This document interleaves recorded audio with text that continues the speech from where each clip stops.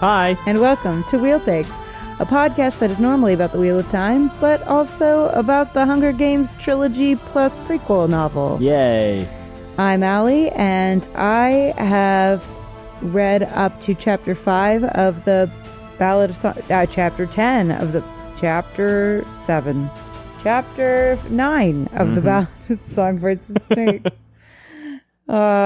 But I've also read all of the Hunger Games. I'm Gus, and I've also read up to Chapter 9 of the Ballad of Songbirds and Snakes. You cheated off my test, man. And I was showing you on my fingers how many chapters.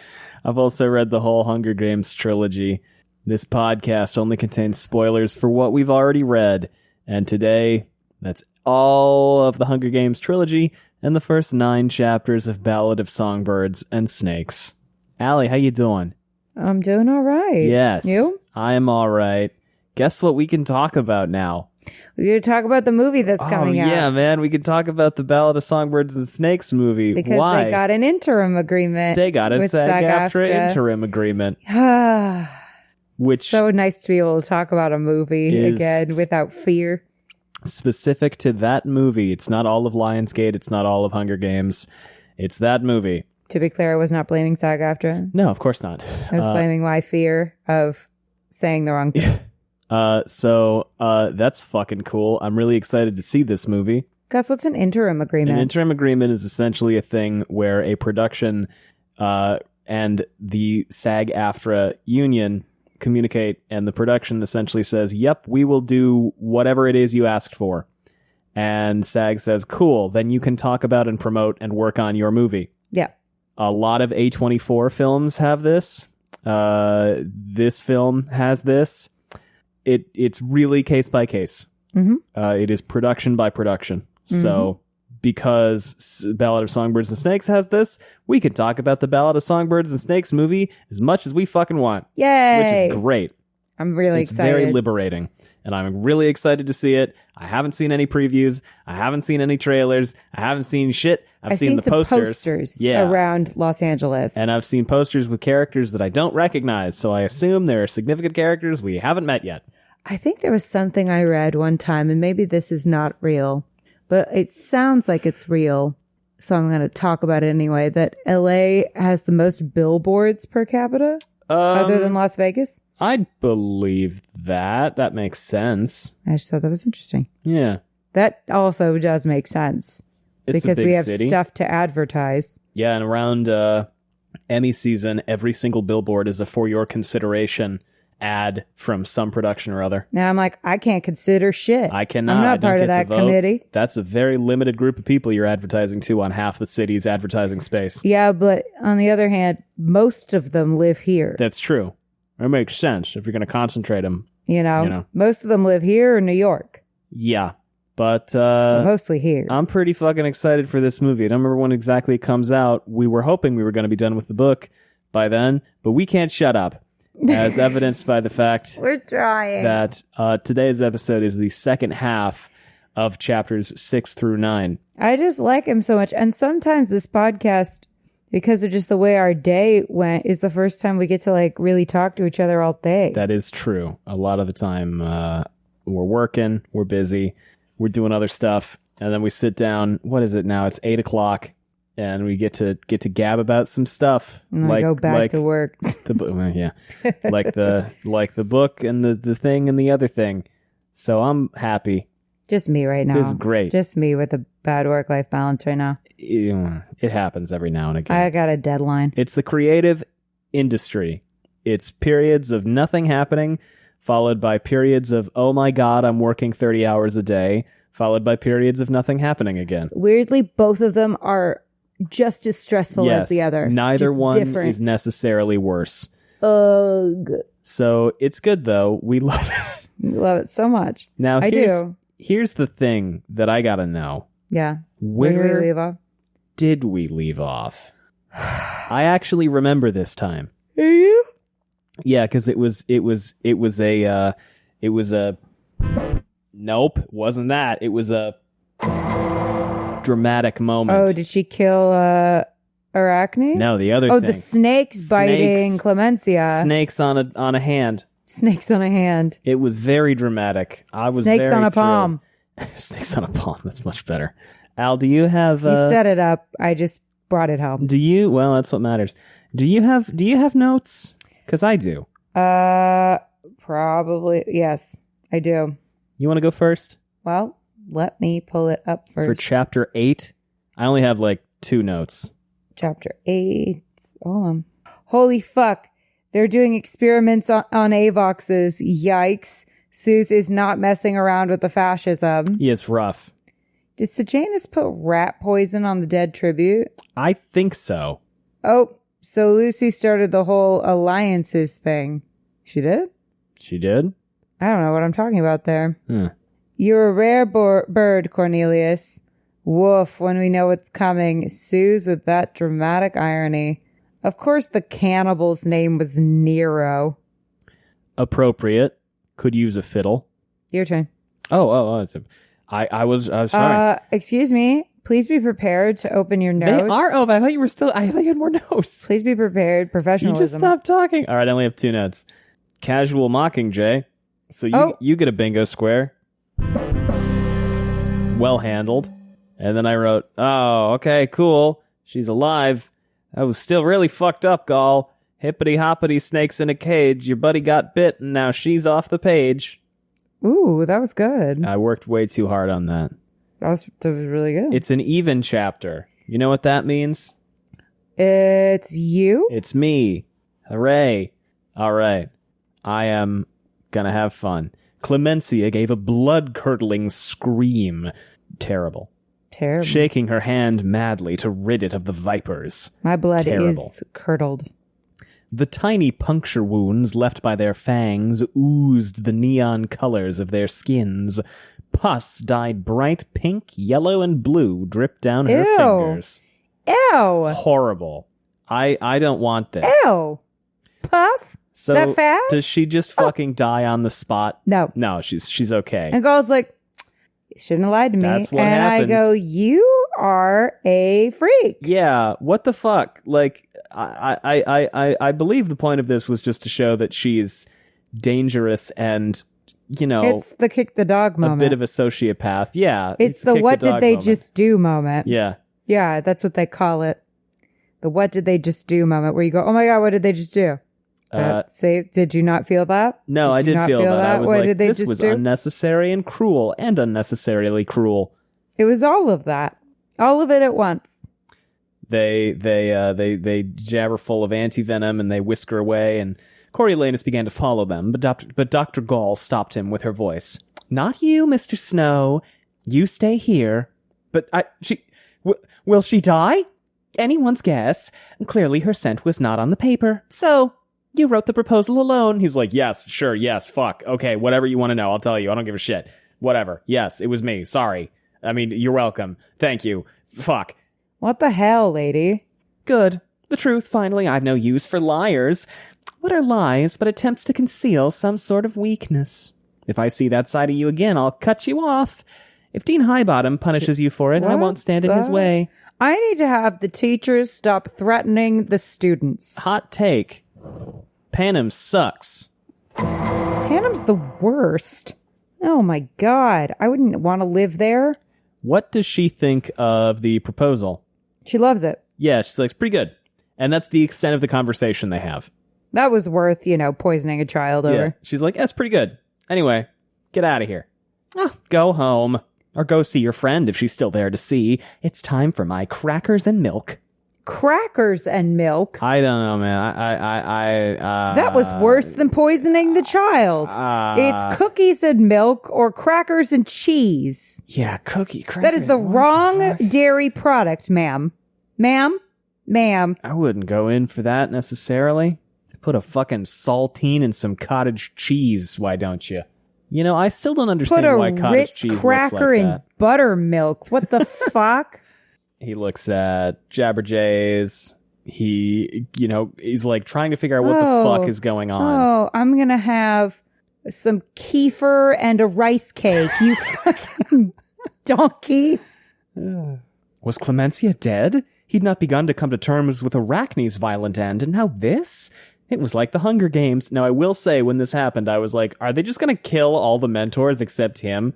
But I don't think that's going to happen. I think that would be a little much. It was 2 in a row. It was 2 in a row in very, very quick succession. Yeah, but I think most of the children live. Only they weren't district kids. The capital was supposed to protect them. He thought of Sejanus telling Dr. Gaul it was the government's job to protect everybody, even the people in the districts, but he still wasn't sure how to square that with the fact that they'd been such recent enemies. But certainly the child of a snow should be a top priority. He could be dead if Clemencia had written the proposal instead of him. So he's not doing good. He's scared and upset, understandably. Mm-hmm. And let's see. What's he do? He goes to the hospital. How's Clemencia doing? Poorly. She got bitten bad. by a fuckload of snakes. Yeah, she's screaming a lot. Fun. And the doctor's like, yeah, we'll do our best. Anyway. Jesus. It's all right. Should be okay. But, she might be pretty bad for a while. Volumnia Gaul. Yeah. You've got a lot of Gaul. Do we want to talk much more about this particular incident? Because it's mostly just a huge what the fuck. Yeah. Above anything else, I feel like it's a big character moment for Gaul. A huge character moment for Gaul, in which we all go, don't fuck with Gaul. Yeah, I guess. If that's how she's going to react to someone who lied about being involved in a paper, which is pretty innocuous, all things considered, considering she saw her friend's throat get slit open yesterday. Yeah. Little much. I don't think she deserves this. I think a little clemency was needed there. It would have been. Who does Snow want to talk to above anybody else? I feel like there should be an investigation into Probably, this school. yes. If I were Clemencia's parents, I'd sue the pants off of that woman. Do they have... No, they do have lawyers. The pants. They have lawyers because when... Her pants would be my pants. When they do the quarter quell, BT is like, maybe they can investigate the law to make sure that this is allowed. So there must be lawyers. There must be lawyers. But is there, civil court? A jurisprudence? Well, criminal court versus civil court. I was just contributing another thing. Sure. That I was wondering if there could be. Is there jurisprudence? Can you define that for me? I believe it's being judged by a jury of your peers. Jurisprudence? I don't fucking know. I'm not a fucking lawyer. I'm not sure. I don't think that's what that means. What's jurisprudence? I think jurisprudence means... I've just heard the term. And then you put me on the spot. Well, you said it.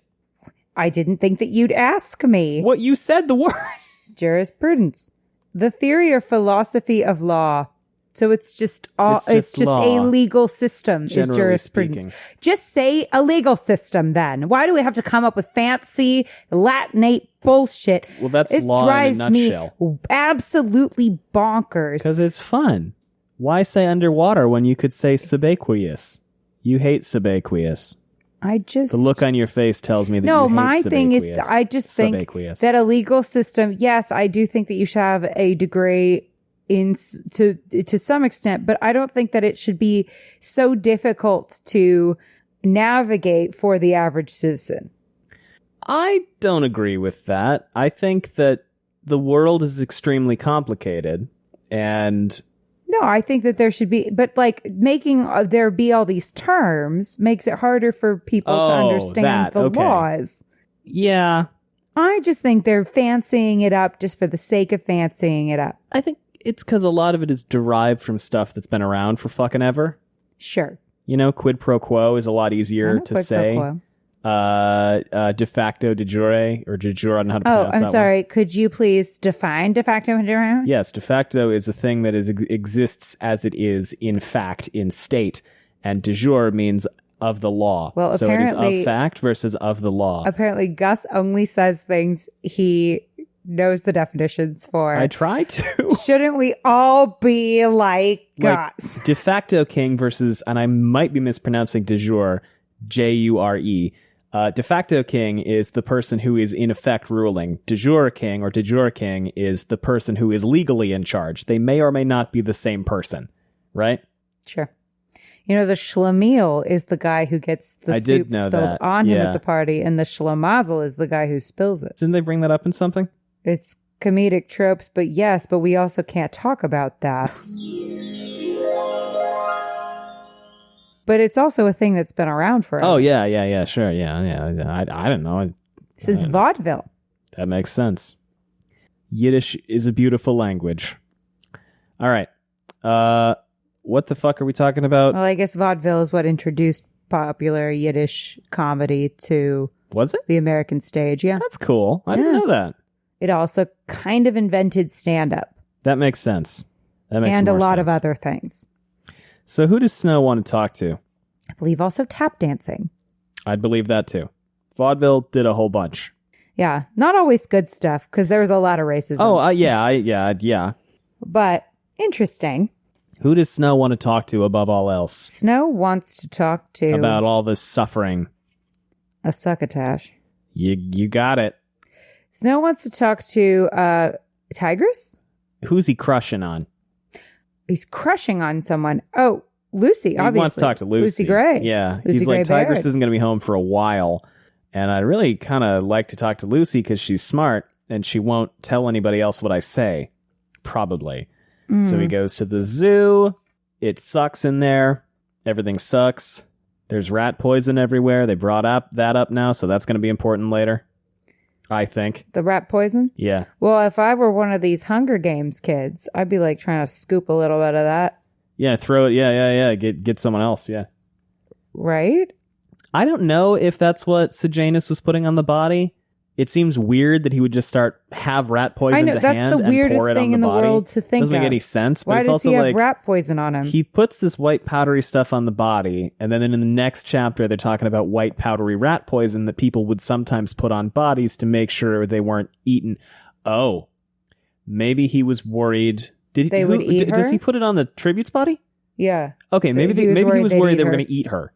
I mean, there was a lot of cannibalism Very during possible. the war. Yeah. Rough. Ish kabibble. So how are the tributes? They're hungry. They're bad. They're doing real bad. They took Hunger Games super literally. Yeah, it's a lot. Yeah, because they keep forgetting that they need to feed these people. Or they just keep deliberately not feeding them. It's one or the other. Or it's not both. Great. But because they keep delaying the games, I guess. Hot take, the Capitol is garbage. Capitol sucks. They suck so much. Lucy Gray is doing terrible. Oh, terribly. Everyone's doing terrible. Terribly. Since the Capitol wasn't feeding the tributes, she'd had nothing since Arachne's murder, when she'd vomited up the precious food from the crowd, and probably his bread pudding and the apple from the morning as well. So she'd gone almost 5 days on a meatloaf sandwich and a plum. He was going to have to find a way to get her more to eat, even if it was cabbage soup. And they chat a little bit. She's doing terribly poorly. And he's like, let me tell you about my problems. Well, no, he asked her about hers. No, I'm just teasing. I know. I didn't mean to wake you, he said. She shrugged. It's nothing. Jessup and I take turns sleeping. Capital rats have a taste for people. Oh, great. The rats are trying to eat you? Well, something bit Jessup's neck the first night we were here. Too dark to see what, but he mentioned fur. And last night, something crawled over my leg. She indicated a container of white powder by the bars. That stuff doesn't do a lick of good. And he's like, well, this sucks. I'm really sorry, man. And she goes, it's not your fault. It's like, well, it kind of is. It's a little bit his fault. You're not Maybe not him helping. explicitly, but you know. Ugh. You must hate me. You should. I would hate me. I do. I hate you. I don't hate you. The Hunger Games weren't your idea. But I'm participating But I know in the them. guy. I'm helping them happen. I should be like Sejanus and at least try to quit. No, don't. Please don't. Don't leave me to go through this alone. And then she almost passes out. Oh. So I'm not as confident that she's playing him anymore. I don't know, man. I don't think it's kind of hard. It'd be hard to play him at this stage. Right. Although if she does truly believe he is her lifeline, I mean, being shitty to him would not benefit her in this case. No, it's true. Especially because he immediately gives her some nutritional crackers. And milk? No, no milk. Gaul, you fucking freak. Gaul, if he brought milk, Gaul would have materialized out of thin air. That was the weirdest thing you've ever done. Watch. Now some group is going to message us and be like, in defense of crackers and milk. No. Actually. There's a line. I bet it's a thing in I don't know, England. I bet crackers is like another name for something. It's always the United Kingdom. Every time we go, what the fuck, at a food thing, it's like a United Kingdom staple. Every single time. Or it's German food. Or it's Germany. Yeah. We have to, we gotta piss off like the French. Let's talk shit about beef bourguignon. I can't eat beef bourguignon. I can. I'll talk shit about beef bourguignon. What do you want to talk shit about? Let's pronounce it really badly. Bourguignon. I never had beef bourguignon. Boeuf bourguignon. Bourguignon. Beef. I love French. I speak French. Great language. You know what, though? I do have a bone to pick with the French because one time I went up in front of the class to do reading of some kind and I had to pronounce the word bourgeois. Oh, no. No. Reading it didn't go well. I bet not. I think about it sometimes. It hurts me still. That's titters, rough, Gus. man. There were titters. Well, they can't be. How old were you? 17. It is a tricky word. Yeah, and It's a very tricky word. So embarrassed. I pronounced it Burgios, and I will never. Well, that's how ever it looks. Forget it. No, I should have known somehow. I should have known. I should have known. I think about it every day. So he gives her some food. Oh, yeah. He gives her a bunch of crackers and tells her to eat all of them. She goes, no, I'll save those for Jessup. He's my ally now. And he's like, how the fuck does that work? What kind of bullshit is this? Here we go. This is how she's starting the alliances. The tributes from District 12 are going down together. He's not the brightest star in the Dipper, but he's strong as an ox. It's a good idea to have an ally. She is the Richard Hatch of the games, inventing alliances. That's a deep cut. Is it a deep cut? He's the first winner. Yes, but most people don't know Survivor, as we have established from our previous episodes where we say immunity idol, and then our comments are flooded with, what the fuck are you talking about? It is an idol, and if you find it, you get immunity. It's true. Richard Hatch is the, spoilers, I guess. He won season 1 of Survivor. He was enormously controversial that season because he had an alliance, and half of the people in the game were like, alliances are cheating. And Richard Hatch was like, alliances are winning. And then he won. And then everyone has done alliances in every season since then. Yeah, now it's a fundamental part of the game. And if you don't do them, you're stupid. It's the cornerstone of Survivor now is alliances. So my favorite is that every now and then there'll be someone who will go on and be like, I want to play an honest game. We're not doing these alliances. They get voted out immediately. It's always Who wants to play with that? Anyway. But if you go too far the other way, then you end up as Russell Hanson. That's bad too. I know. You have to be a balanced player. Who do you think is the most balanced? We can't talk. Who do you think is the most balanced Survivor player? I love how you said we can't talk about it. And then I went, whatever. It's my podcast. You're in my podcast. It's our podcast, but you know. Sari? Yeah, it's either Sari or Tocantins JT. JT is a good answer too. I was also thinking Sandra. Sandra's up there too. Great players, all of them. Anyway, back to the Ballad of Songbirds and Snakes. Denise. My sister's got a cameo of Denise talking to me for my birthday. She did, yeah. Denise Stapley, another great Survivor player. We like Survivor. Anyway. What? No. They discuss what she'll do at the interview. She thinks maybe if she sings, people will want to help her. So maybe she will sing. Probably. People like talent. Maybe I will sing, though. Be better with a guitar or something. Well, I can try to find you one. And then the peacekeeper's like, time to go, motherfucker. Get out of here. Do you mind? Boy. I'm talking to my tribute. How do we feel about the friendship, relationship, whatever between them is progressing? I feel like he's crushing on her real hard. A bit, sort of, very, yeah. Mm-hmm. Which is why he's so mean to Katniss. I could see it. And as he goes, she goes, hey. And I'm not saying that's justified. She goes, hey, I want you to know I don't really believe you're here for grades or glory.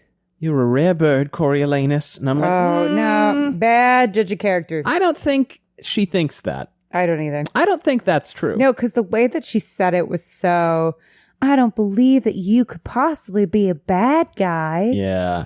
I don't buy that one.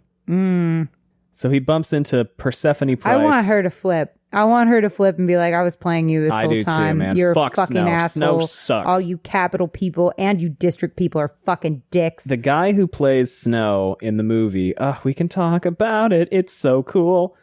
Well, Rachel Ziegler is Lucy Gray Baird. Yes.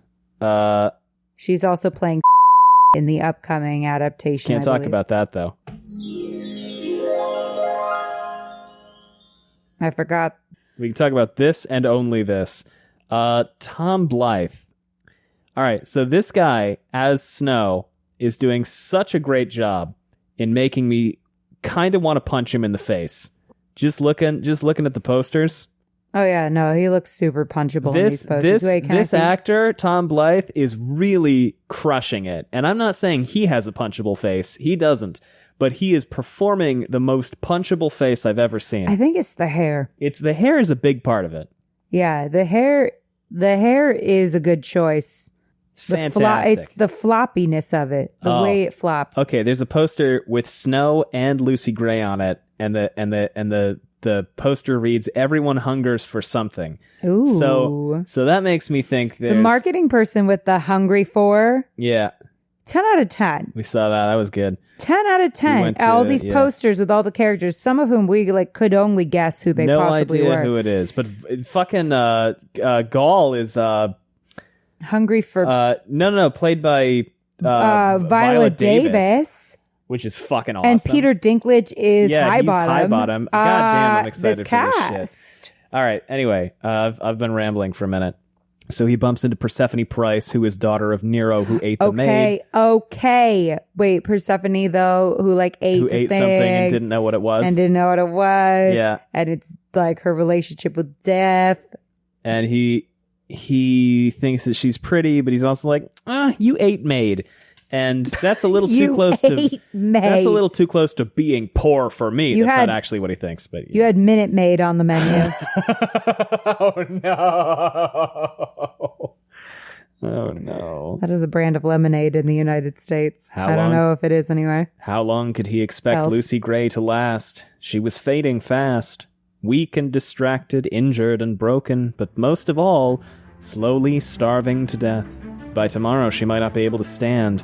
If he didn't find a way to feed her, she'd be dead before the Hunger Games even began. And that's the end of chapter... And then you gotta keep her away from Persephone because of what she did to her hamburger helper. 8.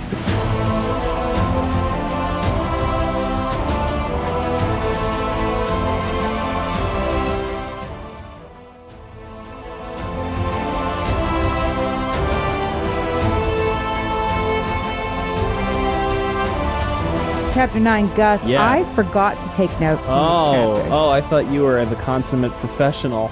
That has never been my brand. True. Ever once. You are, and you always have been. Oh.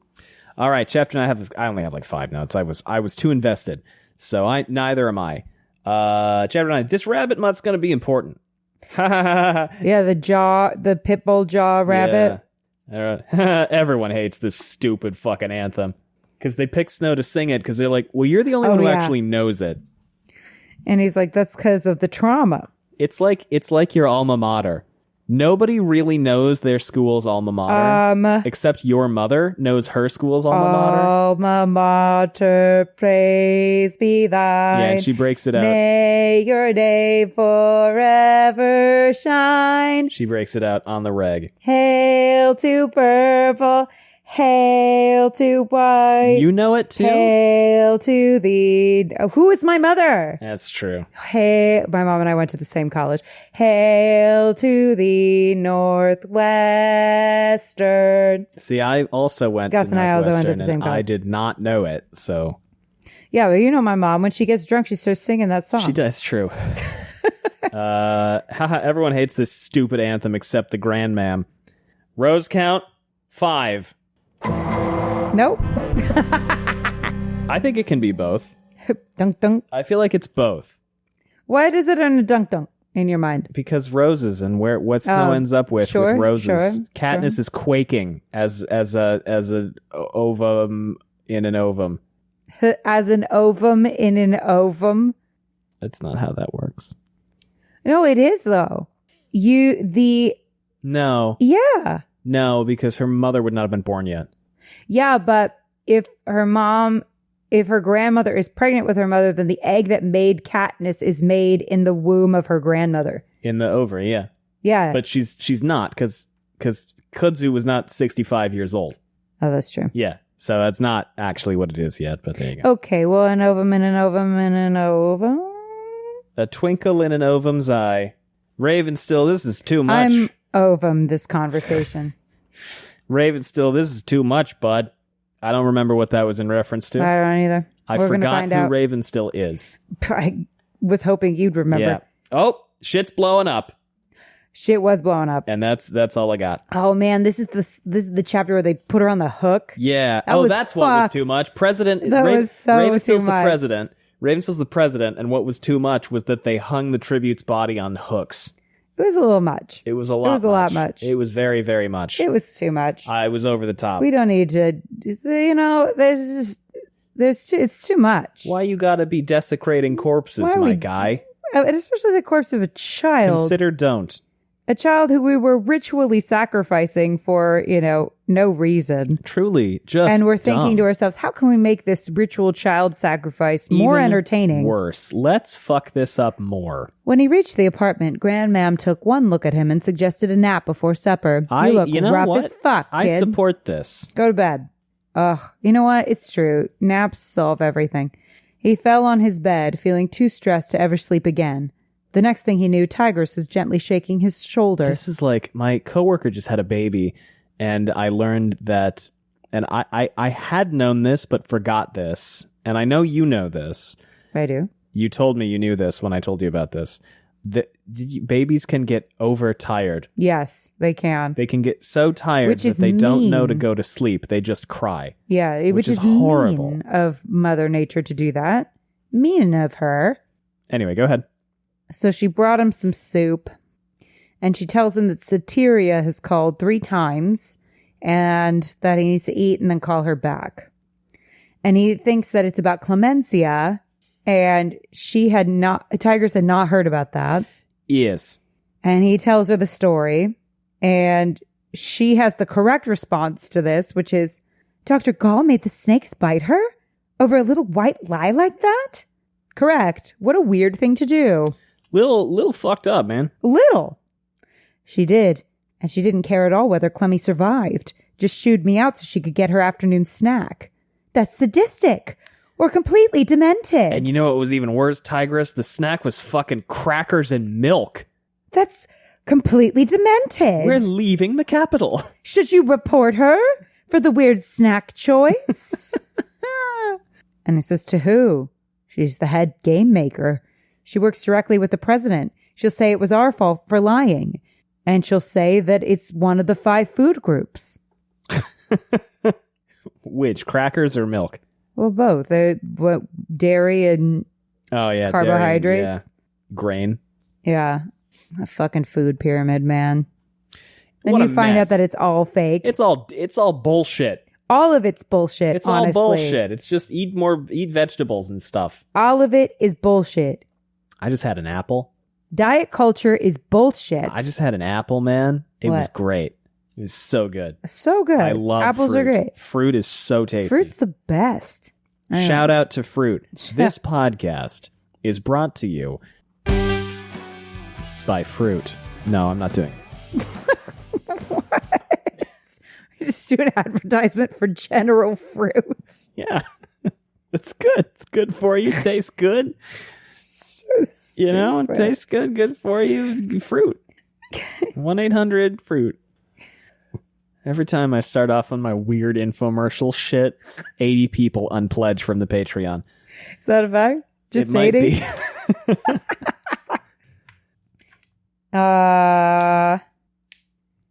Okay, so yep. They talk about the rabbit mutt. So yeah, that's like the 3rd time that thing's been mentioned. It keeps coming up. We're on chapter 9. This is going to be a big deal. And yeah, he's just worried, and Tigris tells him to eat your soup. All right. And they say snow lands on top. And I'm like, we get it. You're a top. Oh He's my not God. a top. He's not a top. What is he then? He's a power bottom.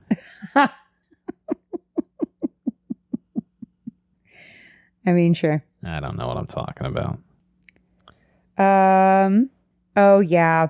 And Soteria says that he has to sing the anthem at Arachne's He's funeral. the only one who fucking knows it. Your heroics at the zoo, combined with the fact that you're the only one who... Wait, no. Here, that's what I'm going to say.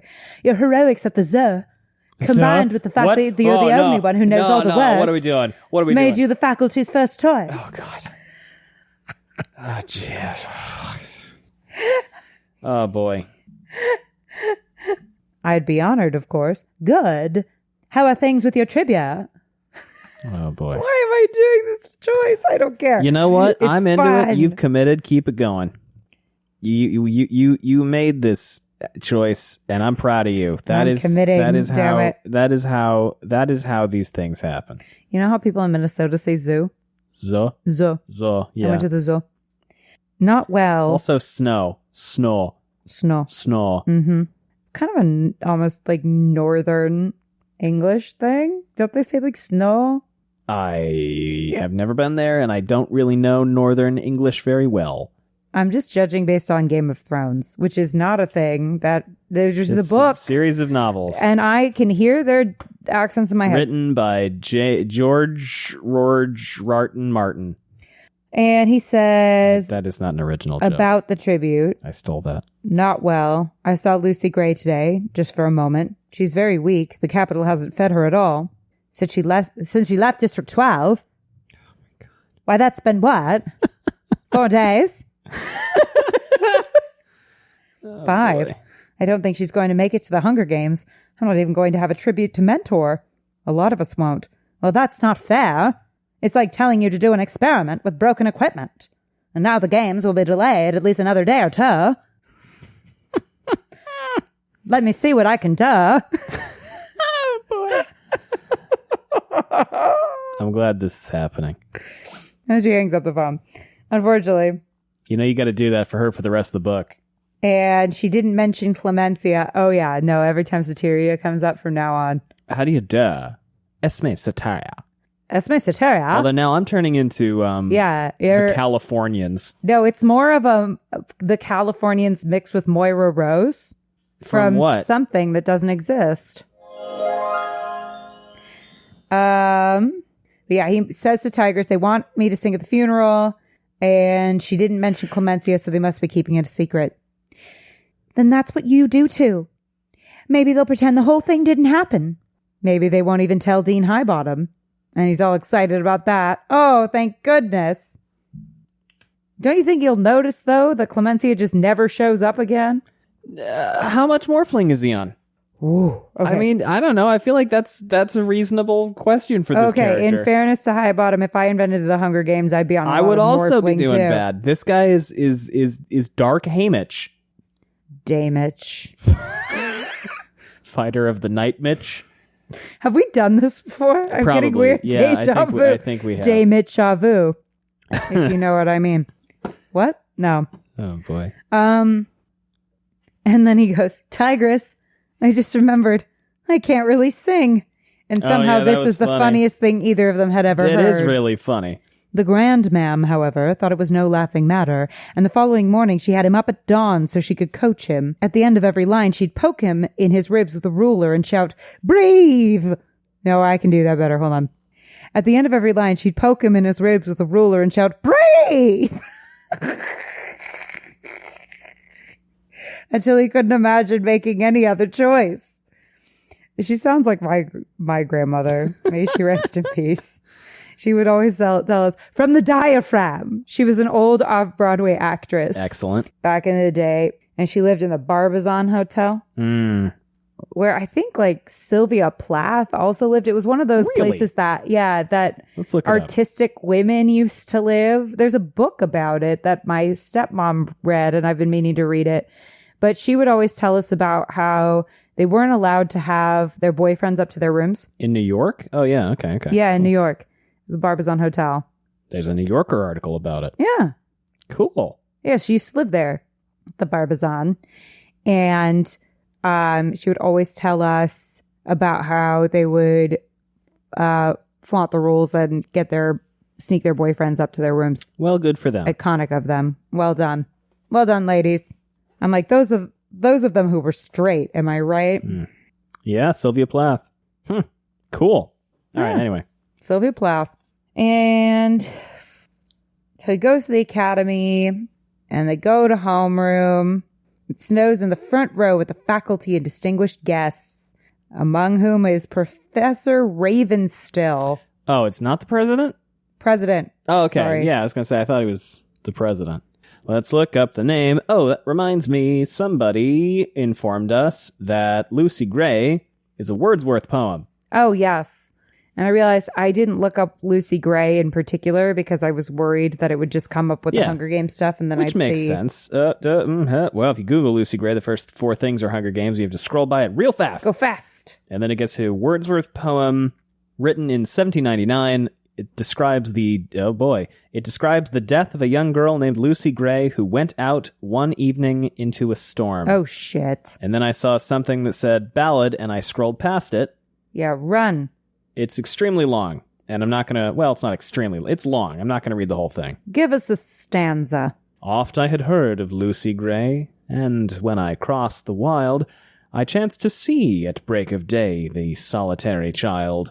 No mate, no comrade Lucy knew. She dwelt on a wide moor, the sweetest thing that ever grew beside a human door. You yet may spy the fawn at play, the hare upon the green, but the sweet face of Lucy Gray will never more be seen. Oh, no. Right. So that, and it talks about her going out into a storm. I'm concerned. And she doesn't get to town. She doesn't make it. Yeah. Oh, shit. She I feel like the body count in this book is going to be pretty high. Her dad sends her to town to get... milk and crackers? Yeah. Oh, yeah. Oh, no. To get... Oh my God, if it was, though. We say, tonight will be a stormy night. You to the town must go and take the lantern child to light your mother through the snow. That, father, will I gladly do. 'Tis scarcely afternoon. The minster clock had just struck 2, and yonder is the moon.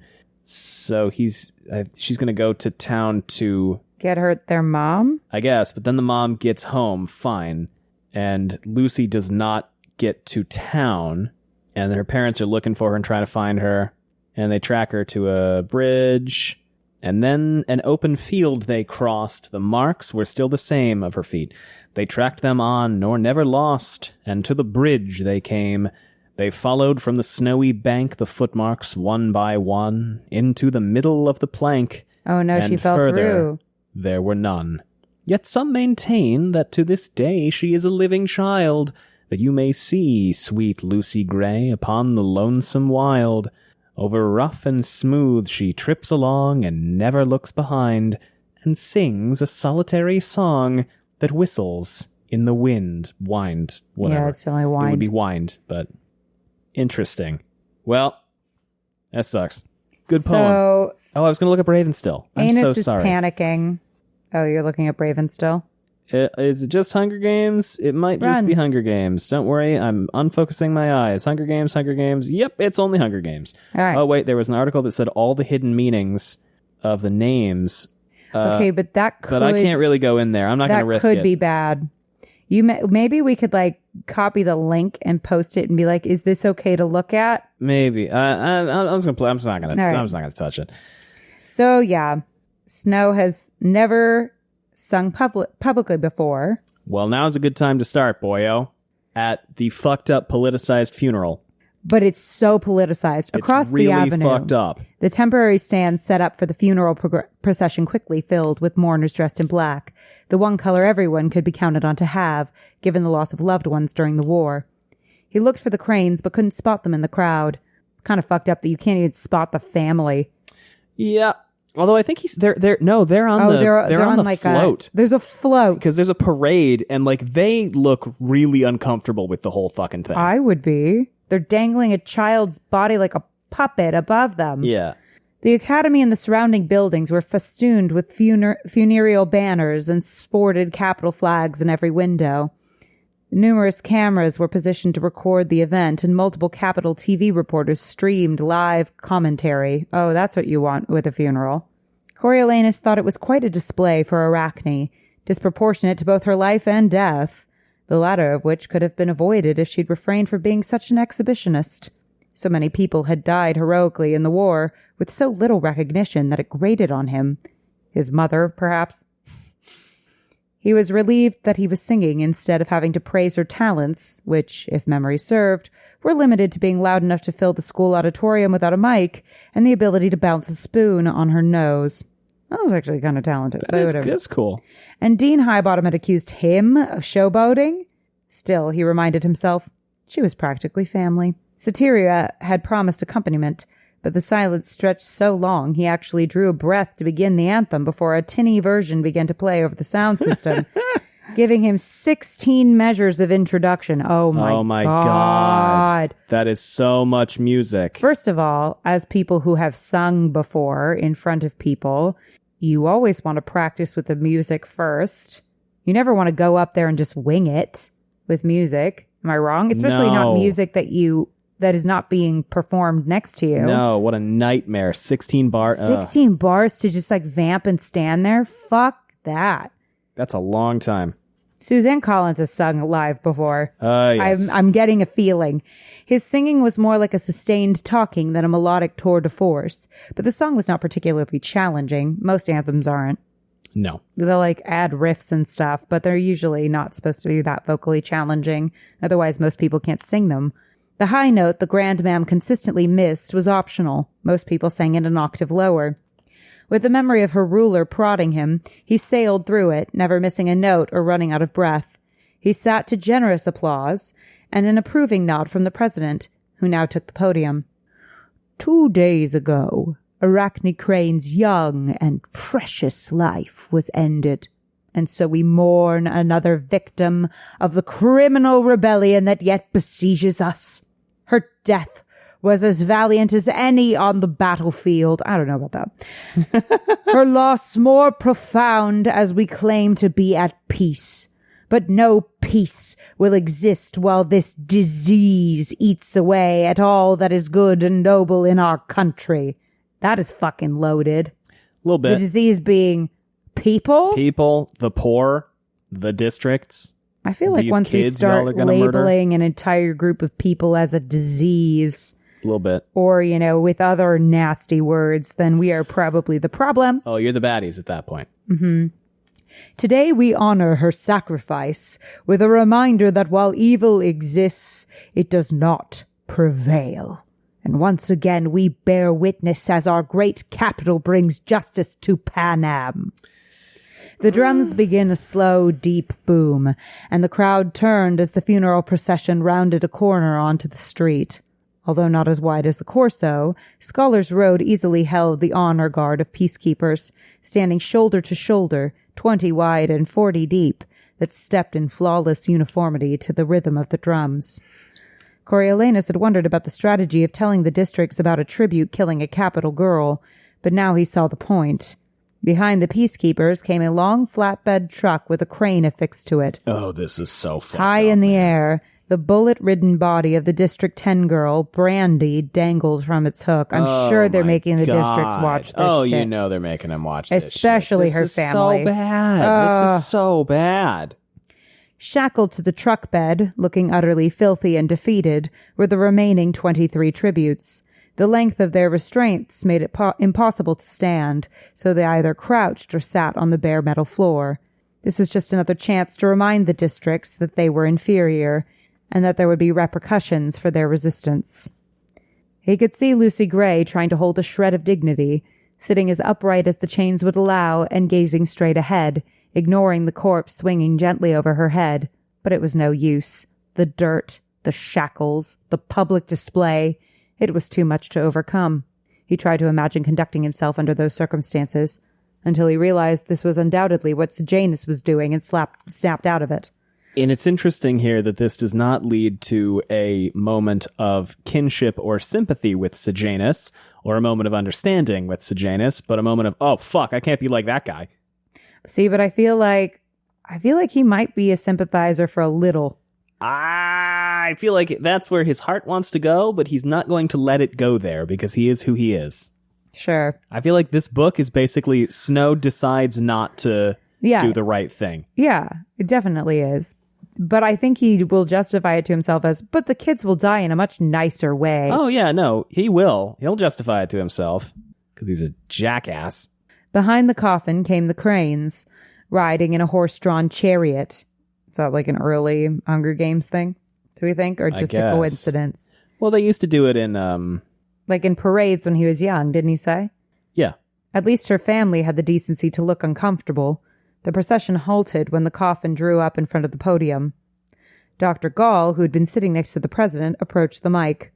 Coriolanus thought it was a mistake to let her speak at such a moment, but she must have left the crazy lady and her pink snake bracelets at home, because she spoke with a stern and intelligent clarity.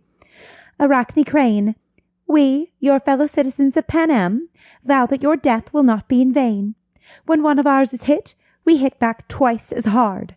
The Hunger Games will go forward with more energy and commitment than ever before, as we add your name to the long list of the innocent who died defending a righteous and just land. Died defending a fucking sandwich. Your friends, family, and fellow citizens salute you and dedicate the 10th Hunger Games to your memory. Don't do that. I'm sure nobody wants that. This is awful. So now that loudmouth Arachne was a defender of a righteous and just land. Stop making me like you, Coriolanus. He's funny. Yes, she laid down her life taunting her tribute with a sandwich, thought Coriolanus. Oh, he made the joke. Maybe her gravestone could read, casualty of cheap laughs. It's good. It's not wrong. Oh, and they do like a gun salute. Oh, it's all just so bad. It's all just so politicized and so fucked up. And the crowd. But it's like, here's the thing. It's not even good politicized. It's like all the people involved are like, this is fucked up. This is too much. Yeah. It's so brazenly propaganda.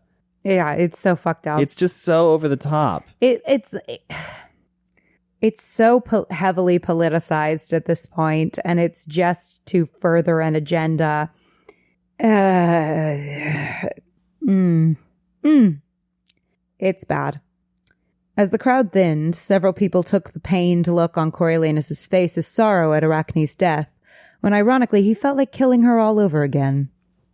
And then he turns and finds Dean Highbottom looking down at him. So he sees people feeling bad for Arachne and wants to kill her all over again? No. People think that his like pained face. Oh, I see. It's him feeling sad about Arachne when really he's like this is so fucking gross. Fucked up. Yeah. Okay. Yeah.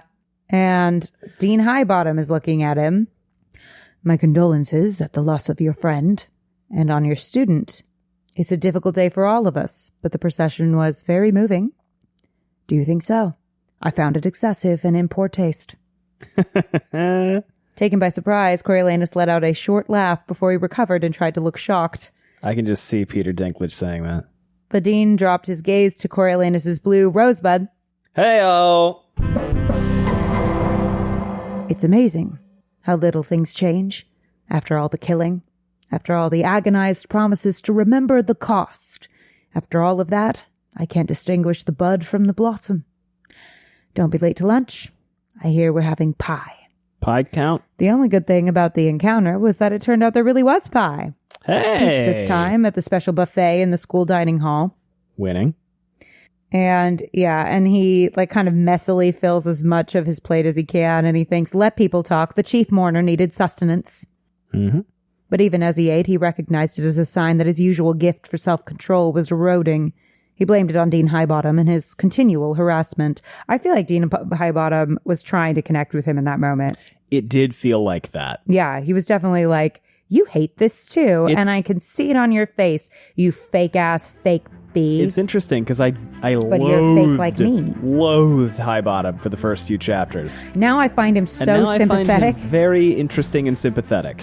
Yeah, and he thinks about Dean Highbottom. Well, we're going to have to find out what he thinks about Dean Highbottom after ads.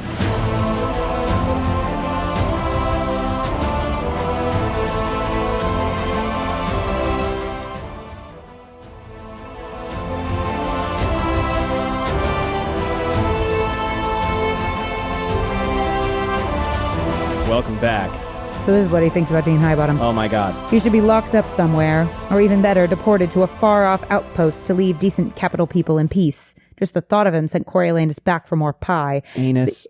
Anus. You're being very anus again. So here's the thing about Coriolanus. I feel like he has started to feel sympathy for the rebels, or for the district people. Yeah, a little And bit. Highbottom is maybe seeing that slight change or shift. And Highbottom, who hates the fucking Hunger Games, is like, maybe I have more allies than I think I do.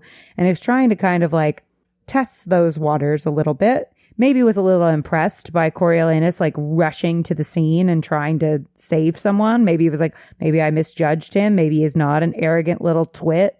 Maybe he's not the worst. Joke's on you. He's very much He's the actually worst. worse than that. He's like the worst. And Sejanus is not eating.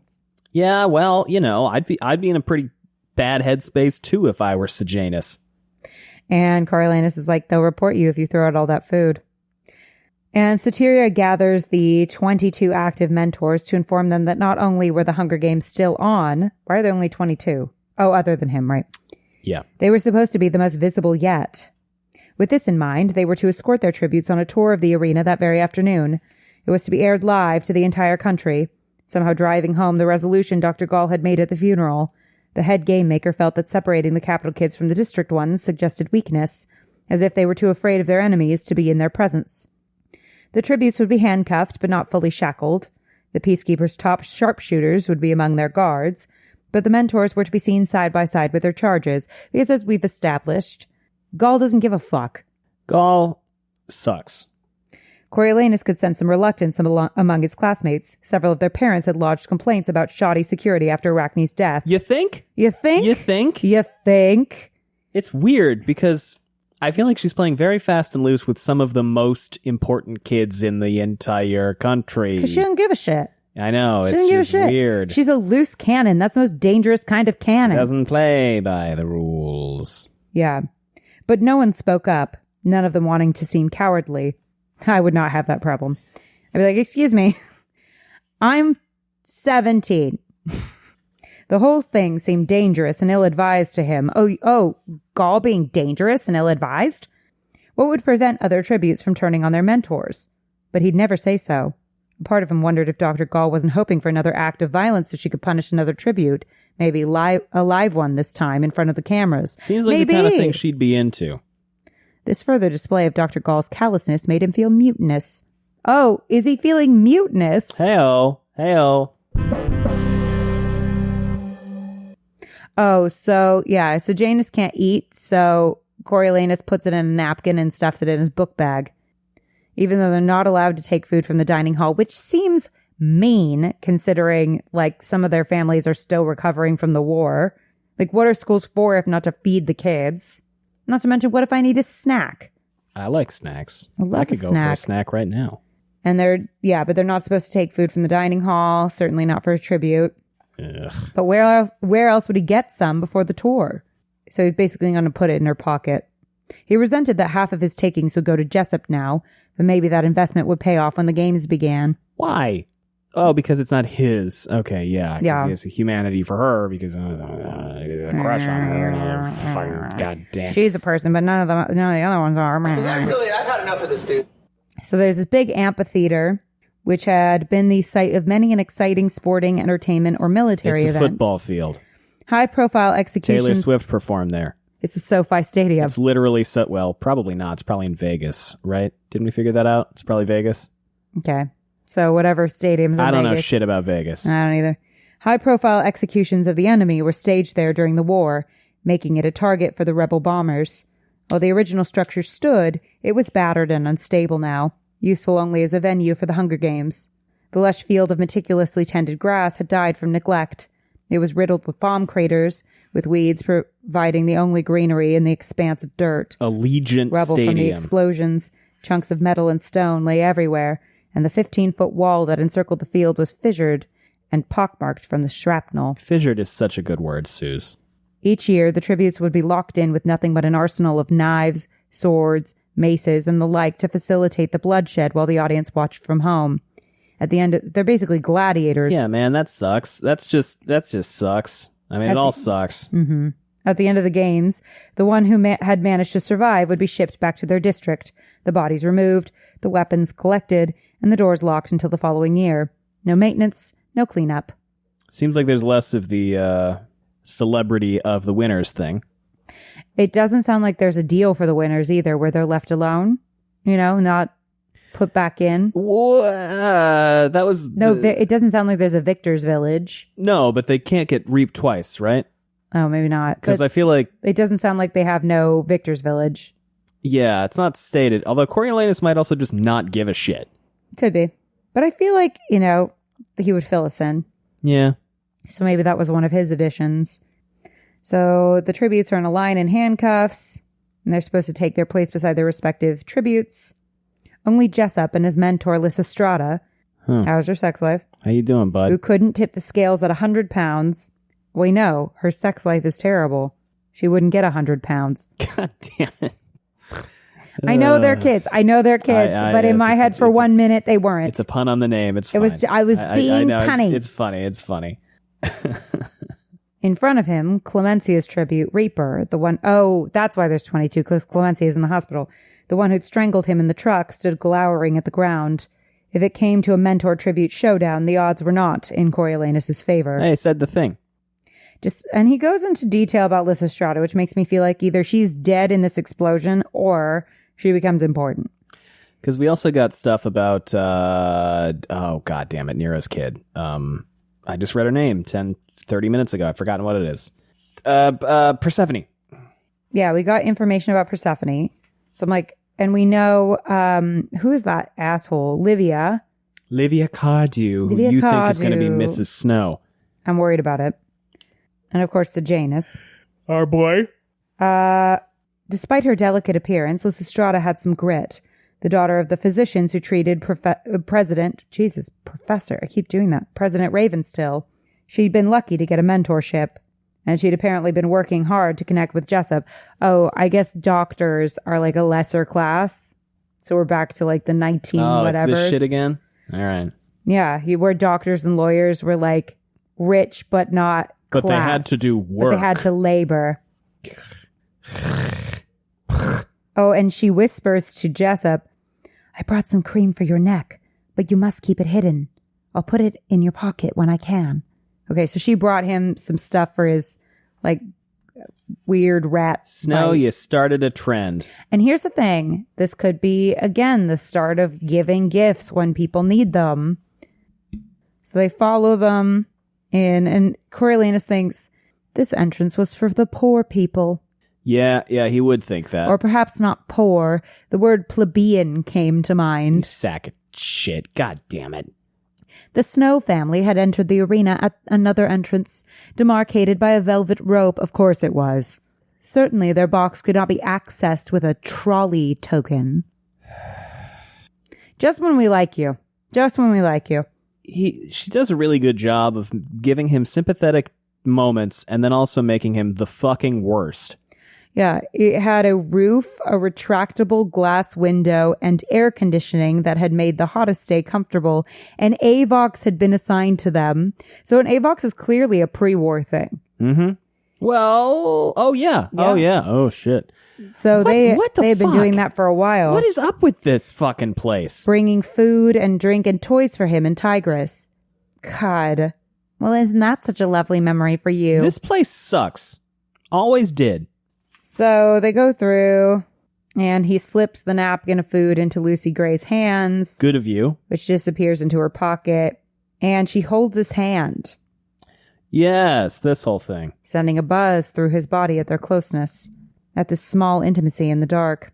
Phrasing. He gave her hand a final squeeze and released it as they headed into the sunlight at the end of the passageway, where such a display would have been inexplicable. God forbid you show any sign of humanity, man. No, the districts are not real people, remember? For the past 9 years, he'd watched at least part of the games on television, but nothing prepared him for the sensation of walking out through the main gate, beneath the enormous scoreboard and onto the field. Some of the mentors and tributes gasped at the sheer size of the place and the grandeur that defied even the decay. Staring up at the towering rows of seats made him feel diminished to the point of insignificance. A raindrop in a flood, a pebble in an avalanche. Good imagery. The sight of the camera crews brought him back to himself. You fucking asshole. And he adjusted his face to say that nothing much really impressed Snow. You God, he's such a dickhead. dick. Lucy Gray, who seemed more alert and moved better without the weight of the chains, gave a wave to Lepidus Malmsey. But like all of the reporters, he remained stony-faced and didn't engage. Their directive had been clear. Gravity and retribution were the hallmarks of the day. Shut the fuck up. Soteria's use of the term tour had suggested a sightseeing excursion, and while he had not anticipated pleasure, he had not expected the palpable sadness of the place either. The peacekeepers, who had been flanking them, spread out as the kids dutifully followed the lead squad into the inside perimeter of the oval, forming a dusty, joyless parade. It ain't good. Coriolanus surveyed the arena, looking for anything that might be an advantage to Lucy Gray. The high wall that enclosed the field, keeping the audience above the action, had some promise. The damaged surface provided hand and footholds, offering them access to the seats for a nimble climber. Several of the gates spaced symmetrically around the wall looked compromised as well, but he was as unsure what lay beyond in the tunnels. He thought those should be approached with caution, too easy to get trapped. The stands would definitely be her best bet if she could climb up. He made some mental notes for later. As the line began to stretch out, he initiated a whispered conversation with Lucy Gray. It was awful this morning, seeing you like that. At least they fed us first. Really?